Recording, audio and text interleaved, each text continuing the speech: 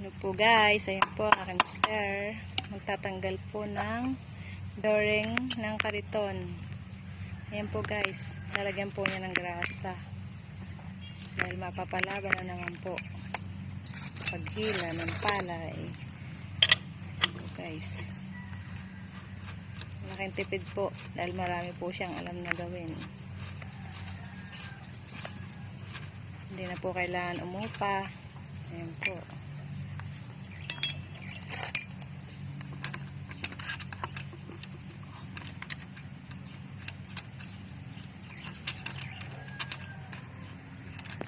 Ayan po guys, ginawa niya po ng sahig ang kariton. Siya lang po ang gumagawa niyan guys, hindi po ba?